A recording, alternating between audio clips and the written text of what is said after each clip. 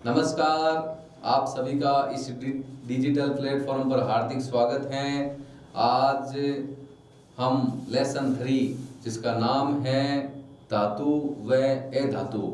इस पाठ में हम लोग धातु के बारे में, अधातु के बारे में, इनके भौतिक गुणधर्म, रासायनिक गुणधर्म और धातु की अलग अलग प्रोडक्ट के साथ कौन कौन सी अभिक्रिया होती है उनके बारे में अध्ययन करेंगे। तो अपना इसमें जो पहला टॉपिक है धातुओं के और अधातुओं के भौतिक गुणधर्म। तो हम लोग यहीं से शुरुआत करते हैं। धातु और धातु के भौतिक गुणधर्म क्या है, तो पहले हम लोग बात करते हैं धातुओं के भौतिक गुणधर्म। धातुओं के क्या क्या कौन कौन से अपने भौतिक गुणधर्म है, जो कक्षा 6 में भी आते हैं, कक्षा 7 में भी आते हैं, कक्षा 8 में भी आते हैं, 9, 10, 11, 12 सब में आते हैं। ये उसमें नॉर्मल छोटी छोटी परिभाषा दी होती है। सबसे पहले आ गया इसका गुणधर्म नंबर 1, धात्विक चमक। सीधे इतना पता होता है कि धातु होती है चमकीली होती है। चमकीली होने का कारण क्या होती है कि जितनी भी जो धातु शुद्ध होती है ना, शुद्ध धातु हमेशा चमकीली होती है। इसकी परिभाषा क्या है कि यदि धातु अपने शुद्ध रूप में हो, तो किस रूप में? शुद्ध रूप में, उसमें किसी भी प्रकार की अशुद्धि नहीं हो तो वह चमकदार दिखाई देती है। यदि वो चमकदार दिखाई देती है तो धातु के इस भौतिक गुणधर्म को क्या कहते हैं? धात्विक चमक। धात्विक चमक का मतलब है कि यदि धातु अपने शुद्ध रूप में है तो चमकीली दिखाई देगी, और चमकीली दिखाई देगी तो धातु के इस भौतिक गुणधर्म को क्या कहते हैं? धात्विक चमक कहते हैं। क्या कहते हैं अपना? धात्विक चमक। धात्विक चमक मतलब धातु चमकीली होती है। चमकीली क्यों होती है? कि यदि धातु शुद्ध रूप में है तो चमकीली होगी, और इसी गुण को, इसी भौतिक गुणधर्म को क्या कहते हैं? अपना धात्विक चमक कहते हैं। या तो आपको करना होगा, किसी हर हाल में करना होगा। 2 नंबर है कठोरता। भाई साहब, कठोरता। कठोरता का मतलब होता है कि धातु कठोर होती है। क्यों होती है? क्योंकि उनके मध्य आकर्षण बल होता है। कौन सा बल होता है? आकर्षण बल। इसकी वही देखो, प्रकृति में अधिकांश धातु कठोर होती है और प्रत्येक धातु की कठोरता अलग अलग प्रकार की होती है। आपको मेन बात ये रखना है कि धातु ठोस अवस्था में होती है। मैन इनकी धातु होती है, जो अवस्था होती है वो ठोस होती है। ठोस अवस्था में जो आकर्षण बल होता है वो प्रबल होता है। आकर्षण बल मजबूत है, मजबूत है इसका मतलब कठोर होगी, क्योंकि धातु की जो अवस्था ये मतलब लगभग सामान्यतः पर धातु ठोस अवस्था में होती है। एक ऐसी धातु है पारा अपवाद के रूप में जो द्रव अवस्था में होती है। एक पूछ भी ले आपको कि ऐसी कौन सी धातु है जो द्रव अवस्था में होती है, वो पारा, जिसका प्रतीक अपना आपको पता है Hc होता है। इसके बाद तीसरा इसका गुणधर्म है गुण नंबर 3। 2 नंबर होगी कठोरता। पहला अपना हो गया धात्विक चमक, क्योंकि धातु चमकीली होती है। 2 नंबर होगी धातु कठोर होती है। कठोर का मतलब उनके मध्य अंतर आणविक आकर्षण बल अधिक होता है। 3 नंबर है आघात वर्धिता। आघात का मतलब पीटना, पीटने पर वृद्धि होना। पीटने पर हम लोग अपने में वृद्धि हो जाती है, धातु में क्यों नहीं होगी? ये देखो, कुछ धातुओं को पीट कर पतली चादर का निर्माण कराया जाता है, और धातु के इस भौतिक गुणधर्म को आघात वर्धिता कहते हैं। आघात का मतलब पीटना। कुछ धातुओं को पीट कर उनसे चादर बनाया जाता है, और धातु के इस गुणधर्म को क्या कहते हैं? आघात वर्धिता कहते हैं। क्या कहते हैं उसे? आघात वर्धिता। भूलना मत। आघात का मतलब पीटना, वर्धि का मतलब बढ़ना, पीटने पर वृद्धि होना। कुछ धातुओं को पीट कर पतली चादर बनाया जाता है, जैसे लोहा होता है, एल्यूमिनियम होता है, उनको आपको पता है खिड़की दरवाजे बनाने में काम में लेते हैं। पीट कर चादर के रूप में परिवर्तित किया जाता है, और धातु के इस गुण को क्या कहते हैं? आघात वर्धिता। और इसमें ये भी बात है कि सोना और चांदी सबसे अधिक आघात वर्धनीय धातु है, क्योंकि इनसे आपको पता है आभूषण तैयार किए जाते हैं। सबसे ज्यादा वर्धी, पीटने पर वर्धी कौन कौन सी धातु करती है? सोना और चांदी। आप ये बात भी ध्यान रखना। अगला अपना गुणधर्म नंबर 4 है तन्यता। तन्यता का मतलब क्या होता है? तन्यता का मतलब होता है धातुओं में तन्यता का गुण होता है, उनको खींचकर तार के रूप में बदला जा सकता है। ये इसकी परिभाषा देख लो।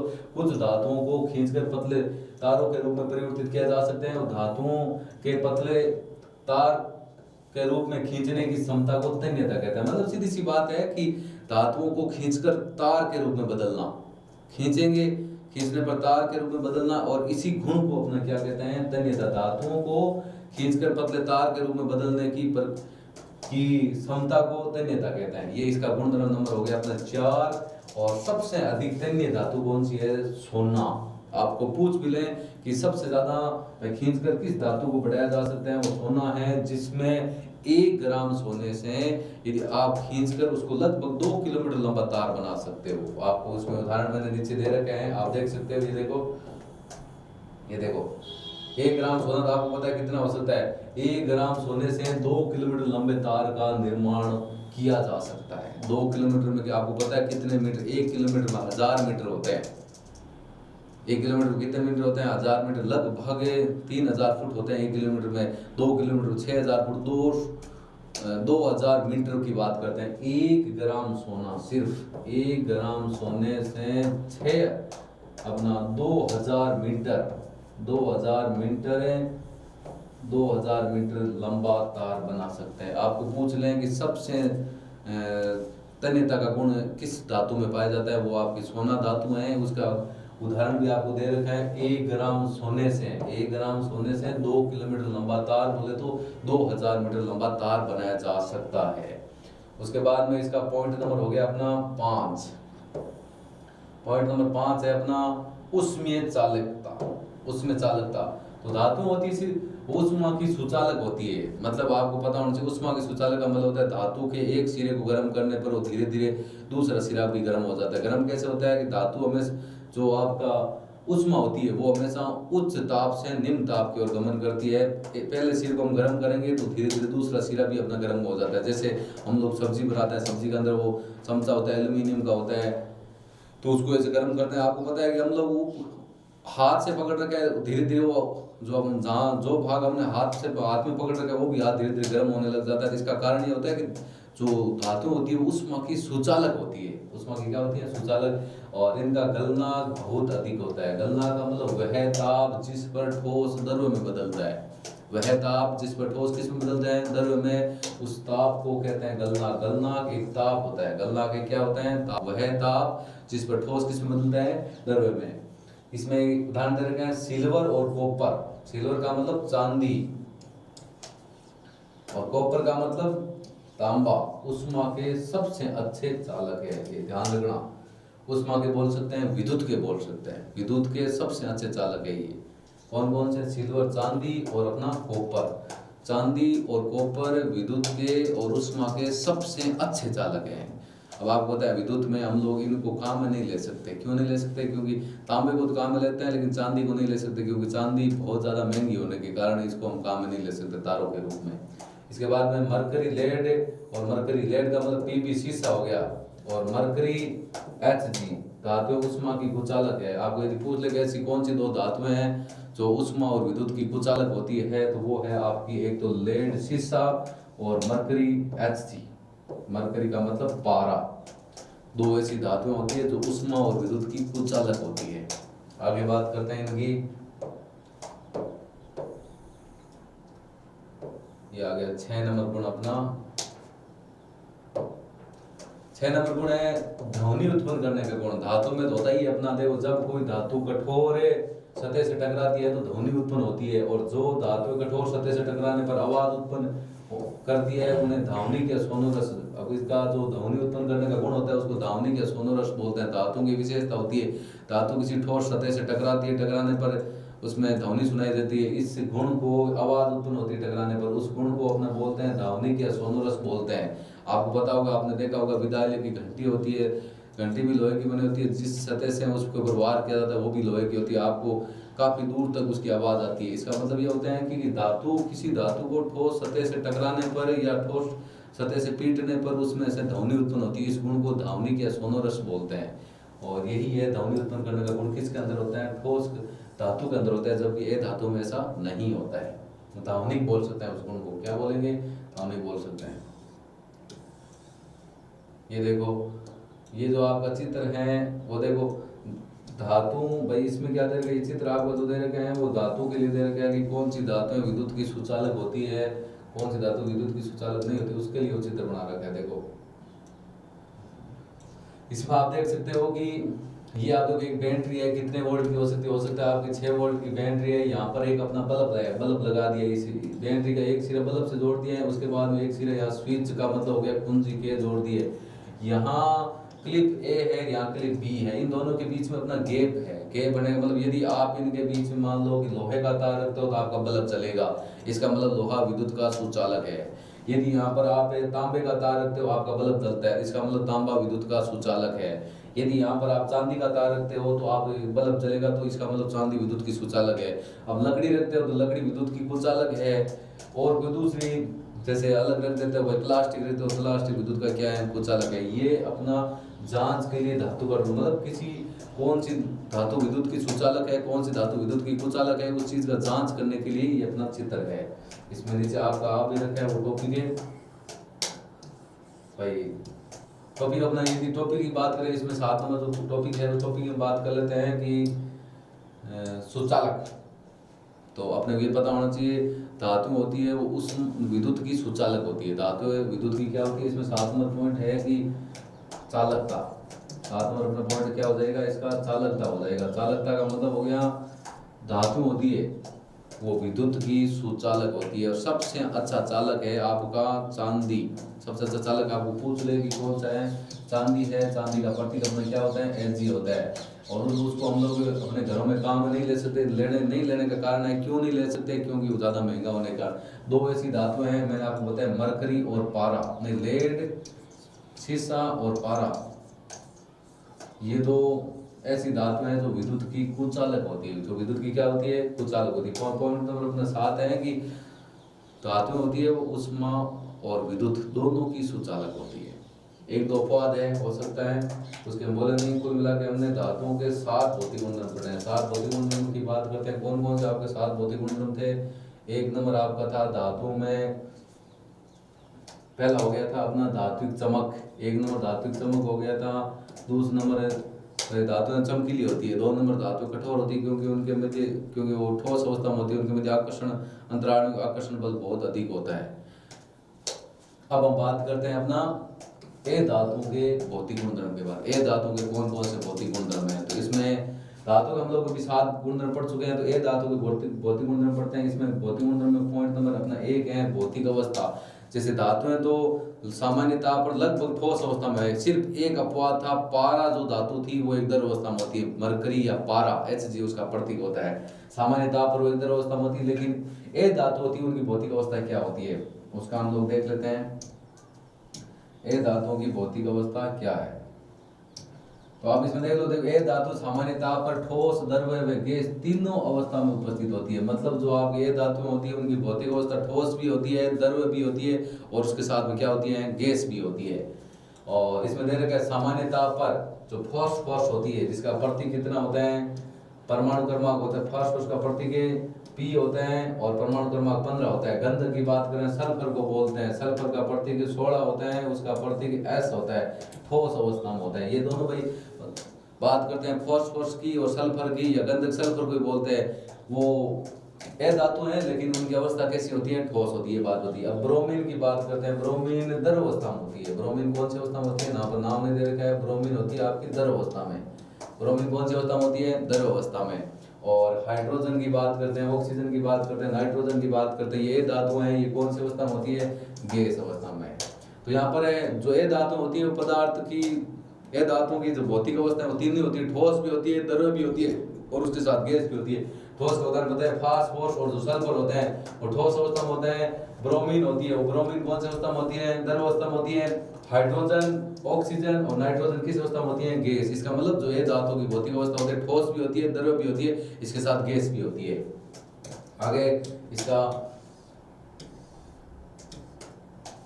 2 नंबर भौतिक गुण है रंग की बात करते हैं। ए धातुओं के रंग कौन कौन से रंग होते हैं, तो रंगों की बात करते हैं। अलग अलग रंग होते हैं। देखो, ए धातुओं में अनेक रंग होते हैं, बहुत सारे रंग होते हैं। कौन कौन से रंग होते हैं, कुछ धातुओं यदि आपको रंग पूछ भी ले लेकिन अपन को पता नहीं है तो पता होना भी चाहिए। तो इसमें देख लो, गंधक बोलते हैं सल्फर को, जिसका परमाणु क्रमांक 16 होता है, उसका रंग लगभग पीला होता है। उसका रंग कैसा होता है, पीला। फॉस्फोरस का परमाणु क्रमांक 15 होता है, उसका रंग सफेद व लाल दोनों होता है, सफेद व लाल होता है। क्लोरीन का रंग हरा व पीला, और ब्रोमीन का रंग लगभग गहरा लाल होता है, उसके साथ में भूरा भी होता है, जब उदर अवस्था में होते हैं। और हाइड्रोजन, ऑक्सीजन, नाइट्रोजन, ये तीनों गैसें हैं, ये रंगहीन होती है, इसका कोई कलर नहीं होता है। मतलब सभी गैसों का अलग अलग आपको रंग दे रखा है। जैसे सल्फर का रंग दे रखा है पीला, फास्फोरस का रंग दे रखा है सफेद में लाल, क्लोरीन का रंग दे रखा है हरा और पीला, ब्रोमीन का रंग दे रखा है भूरा और गहरा लाल, और हाइड्रोजन, ऑक्सीजन व नाइट्रोजन, ये तो गैसें हैं, ये रंगहीन होती है, मतलब इनका कोई कलर नहीं होता है। इसके बाद में अगला देखते हैं, भौतिक गुण नंबर 3 देखते हैं। तीसरा क्या है, रूप की बात करते हैं। तो रूप देख लेते हैं। तो ये धातु चमकीली नहीं होती। जैसे आपकी धातु चमकीली होती है वैसे ये धातु आपकी चमकीली नहीं होती है। लेकिन अपवाद के रूप में ग्रेफाइट और आयोडीन दो ऐसी ए धातु है जो चमकीली होती है। प्रश्न आ सकता है कि ऐसी कौन सी दो ए धातुएं हैं जो चमकीली होती है, वहां पर आपका राइट आंसर होगा ग्रेफाइट और आयोडीन। ग्रेफाइट और आयोडीन दो ऐसी ए धातु हैं जो चमकीली होती है, बाकी ये दो अपवाद के रूप में, बाकी सभी धातु चमकीली नहीं होती है। अगला पॉइंट देखते हैं, पॉइंट नंबर 4, आघात वर्तनीयता की बात करते हैं। आघात वर्तनीयता धातु होती है उनमें आघात वर्तनीयता का गुण पाया जाता है, जबकि ये धातु में आघात वर्तनीयता का गुण, आघात का मतलब पीटना, वर्ती का मतलब बढ़ना। जब हम लोग किसी धातु को पीटते हैं तो उनको चादर के रूप में, धातु को चादर के रूप में काम में ले सकते हैं, लेकिन ये धातु में ये गुण नहीं होता। ये धातु में आघात वर्तनीयता नहीं होती, मतलब उनको आप पीट कर चादर के रूप में परिवर्तित नहीं कर सकते। आए धातु आपकी भंगुर होती है। भंगुर का मतलब क्या होता है, ये धातुओं को यदि आप जोर से दबाओगे या हथौड़े से पीटोगे तो टुकड़ों में टूट जाएगी। भंगुरता का गुण होता है कि ये धातुओं को या आप जोर से दबाते हो या उसको हथौड़े से पीटते हो तो छोटे छोटे टुकड़ों में टूट जाता है, ये गुण भंगुरता होता है। ये धातु में भंगुरता का गुण होता है, आघात वर्तनीयता का गुण नहीं उपस्थित होता है। आघात वर्तनीयता का मतलब पीटना बढ़ना, ये गुण इसके अंदर नहीं होते। इसमें दे रखे आघात वर्तनीयता, ये धातु आघात वर्तनीयता नहीं होती। नहीं होती का मतलब होता है नहीं होती। अगला है गुणधर्म नंबर 5वां है कि तन्यता। धातु में तो तन्यता का गुण होते हैं, खींचकर तार के रूप में बदलने की प्रक्रिया को या क्षमता को तन्यता कहते हैं। ये धातु में तन्यता का गुण नहीं पाया जाता, उनको खींचकर तारों के रूप में परिवर्तित नहीं किया जा सकता धातु में, जबकि ये धातु में तन्यता का गुण उपस्थित नहीं होता। अगला है अपना चालकता। तो धातुएं उष्मा और विद्युत की सुचालक होती है, जबकि ये धातुएं उष्मा और विद्युत की कुचालक होती है। इनके अंदर विद्युत धारा का प्रवाह नहीं होता। देखो ये धातुएं उष्मा और विद्युत दोनों की क्या होती है, आपकी कुचालक होती है। ना तो उष्मा की सुचालक होती है ना विद्युत की, दोनों में कुचालक होती है। कुचालक का मतलब होता है जिनके अंदर विद्युत धारा का प्रवाह नहीं होता। और एक अपवाद के रूप में ग्रेफाइट एक ऐसी धातु है जो उष्मा व विद्युत की सुचालक होती है। जो उष्मा और विद्युत की क्या होती है, सुचालक। आपको पूछ लेंगे एक ऐसी कौन सी धातु है जो उष्मा और विद्युत की सुचालक होती है, वो ग्रेफाइट होती है आपकी। ग्रेफाइट चमकीली भी होती है, उष्मा और विद्युत की सुचालक भी होती है, लेकिन है क्या चीज, ए धातु। यह बात ध्यान रखना अपना। उसके बाद में अगला गुणधर्म नंबर अपना 7 है। 7 क्या दे रखे हैं, गलनांक और क्वथनांक। धातुओं का गलनांक और क्वथनांक उच्च होता है, क्योंकि उनके मध्य आकर्षण बल होगा तो उनका गलनांक और क्वथनांक उच्च होगा। हमने पॉइंट लिखा है नहीं, लेकिन मैं आपको बता देता हूँ धातुओं का गलनांक और क्वथनांक। गलनांक का मतलब होता है वह ताप जिस पर ठोस द्रव्य में बदलती है, और क्वथनांक का मतलब होता है वह ताप जिस पर द्रव्य किस में बदलता है, गैस में, उसे क्वथनांक कहते हैं।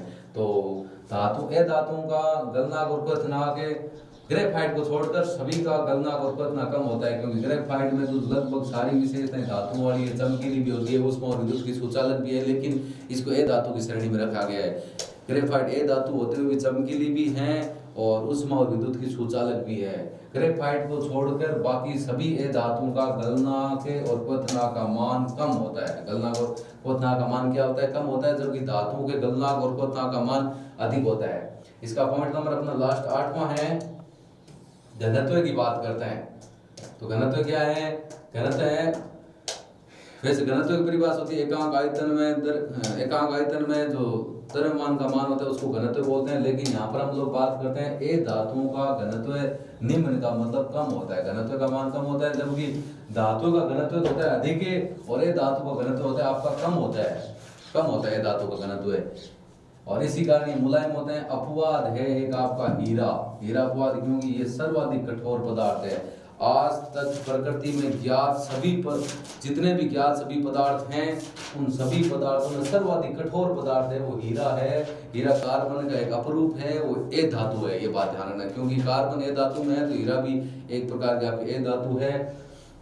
ये कार्बन का एक अपरूप है। कार्बन के 3 अपरूप की बात करते हैं हम लोग, हीरे की बात करते हैं, ग्रेफाइट की बात करते हैं, फुलेन की बात करते हैं। आज तक प्रकृति में सबसे ज्ञात पदार्थों में सबसे कठोर पदार्थ कौन सा है, हीरा है। घनत्व की बात करते हैं, ए धातु का घनत्व आपका निम्न और कम होता है, इसी कारण क्या होता है, मुलायम होता है। और अपवाद एक है हीरा, जो प्रकृति में अपना सबसे कठोर पदार्थ है। तो आज हम सिर्फ धातुओं और ए धातुओं के भौतिक गुणधर्म के बारे में चर्चा करेंगे, और अगला जो वीडियो हम लेकर आएंगे आपके लिए, उसमें हम लोग आपके लिए धातुओं और धातुओं के रासायनिक गुणधर्म के बारे में चर्चा करेंगे। यदि आपको ये वीडियो अच्छा लगा तो अपने दोस्तों के साथ शेयर करो, और यदि दोस्तों के साथ शेयर करो, इसके साथ में इस वीडियो को अपना लाइक भी करो और इस चैनल को सब्सक्राइब करो। Thank you. जय हिंद, जय भारत।